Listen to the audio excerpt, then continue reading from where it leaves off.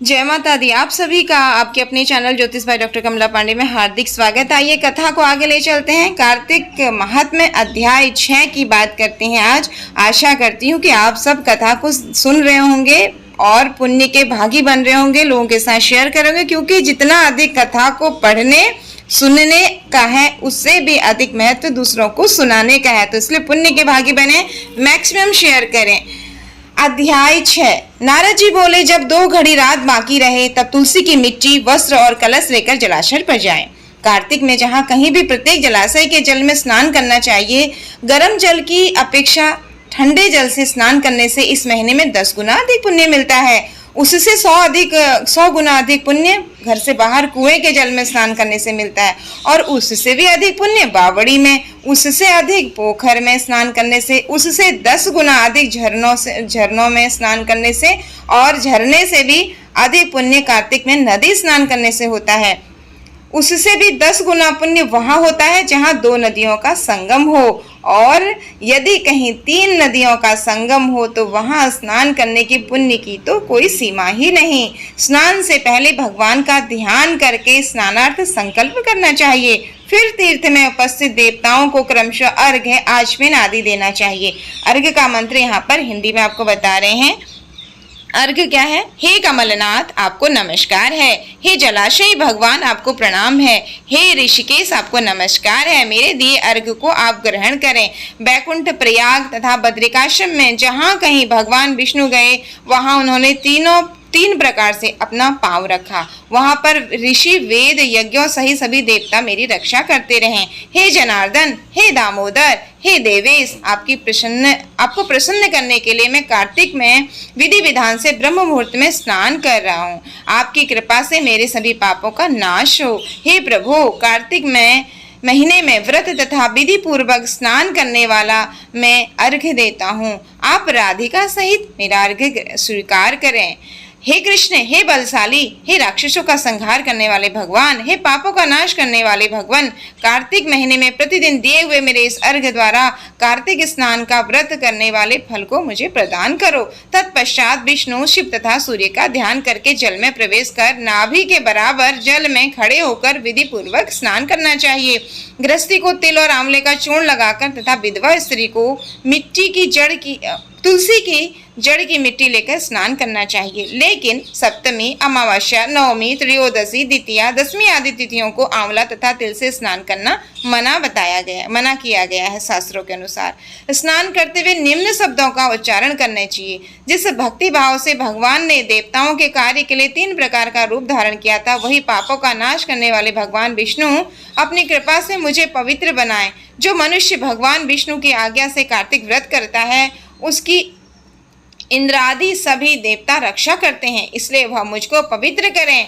बीजों, रहस्यों तथा यज्ञों सहित सभी देवता मेरी रक्षा करते रहें। हे जनार्दन, हे दामोदर, हे देवेश, आपको प्रसन्न करने हेतु मैं कार्तिक महीने में विधि विधान से ब्रह्म मुहूर्त में स्नान कर रही हूँ। आपकी कृपा से मेरे सभी पाप नाश हो। हे प्रभु, कार्तिक महीने में व्रत तथा विधि पूर्वक स्नान करने वाला मैं अर्घ्य देता हूँ। आप राधिका सहित मेरा अर्घ्य ग्रहण करें। हे कृष्ण, हे बलशाली, हे राक्षसों का संहार करने वाले भगवान, हे पापों का नाश करने वाले, कार्तिक के महीने में प्रतिदिन दिए हुए मेरे इस अर्घ्य द्वारा कार्तिक स्नान का व्रत करने वाला फल मुझे प्रदान करो। तत्पश्चात विष्णु, शिव तथा सूर्य का ध्यान करके जल में प्रवेश कर नाभि के बराबर जल में खड़े होकर विधि पूर्वक स्नान करना चाहिए। गृहस्थी को तिल और आंवले का चूर्ण लगाकर तथा विधवा स्त्री को तुलसी के जड़ की मिट्टी लगाकर स्नान करना चाहिए।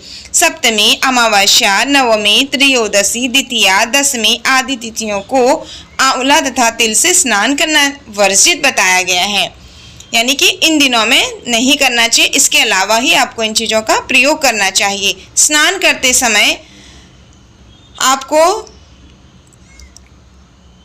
जिस भक्ति भाव से भगवान ने, आपको ये कहना है भगवान से कि जिस भक्ति भाव से भगवान ने देवताओं के कार्य के लिए 3 प्रकार का रूप धारण किया, वही पापों का नाश करने वाले भगवान विष्णु अपनी कृपा से मुझे पवित्र बनाएं। जो मनुष्य भगवान विष्णु की आज्ञा से कार्तिक व्रत करता है, उसकी इंद्र आदि सभी देवता रक्षा करते हैं, इसलिए वो मुझको पवित्र करें। बीजों, रहस्यों तथा यज्ञों सहित वेदों के मंत्र, कश्यप आदि ऋषि, इंद्र आदि देवता मुझे पवित्र करें। अदिति आदि सभी नारियां, यज्ञ, सिद्ध, सर्प और समस्त औषधियां, वो तीनों लोकों के पहाड़ मुझे पवित्र करें। इस प्रकार कहकर स्नान करने के बाद मनुष्य को हाथ में पवित्र धारण करके देवता, ऋषि, मनुष्य तथा पितरों का विधि पूर्वक तर्पण करना चाहिए। तर्पण करते समय तर्पण में जितने तिल रहते हैं, उतने वर्ष पर्यंत व्रती के पितृगण स्वर्ग में वास करते हैं। उसके बाद व्रती को जल से निकलकर शुद्ध वस्त्र धारण करना चाहिए। सभी तीर्थों के सारे कार्यों से निवृत्त होकर पुनः भगवान विष्णु का पूजन करना चाहिए। सभी तीर्थों के सारे देवताओं का स्मरण करके भक्तिपूर्वक सावधान होकर चंदन, फूल और फलों के साथ भगवान विष्णु को फिर से अर्घ्य देना चाहिए। अर्घ्य का मंत्र इस प्रकार है। मैंने पवित्र कार्तिक महीने में स्नान किया है, हे विष्णु, राधा के साथ आप मेरे दिए अर्घ्य को ग्रहण करें। उसके पश्चात चंदन, फूल, तांबूल आदि से वेद पाठी ब्राह्मणों का श्रद्धापूर्वक पूजन करना चाहिए और बारंबार उन्हें नमस्कार करना चाहिए। ब्राह्मणों के दाएं पैर में तीर्थों का वास होता है।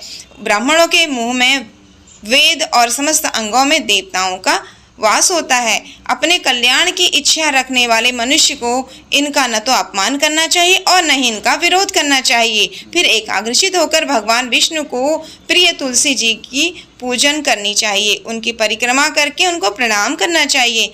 हे देवी तुलसी, देवताओं ने ही प्राचीन काल में तुम्हारा निर्माण किया है और ऋषियों ने तुम्हारी पूजा की है। हे विष्णु प्रिया तुलसी, आपको नमस्कार है। आप मेरे समस्त पापों को नष्ट करो। इस प्रकार जो मनुष्य भक्त व्रत का अनुष्ठान करते हैं, वे संसार के सुखों का भोग करते हुए अंत में मोक्ष को प्राप्त होते हैं। बोलिए कृष्ण कन्हैया लाल की जय, राधा रानी की जय, तुलसी मैया की जय। हरे कृष्ण कृष्ण कृष्ण हरे हरे, हरे राम राम राम हरे हरे। हरे कृष्ण कृष्ण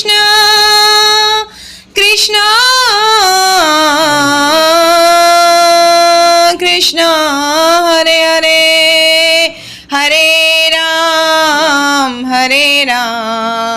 राम राम हरे हरे। ओम नमो भगवते वासुदेवाय। जय माता दी।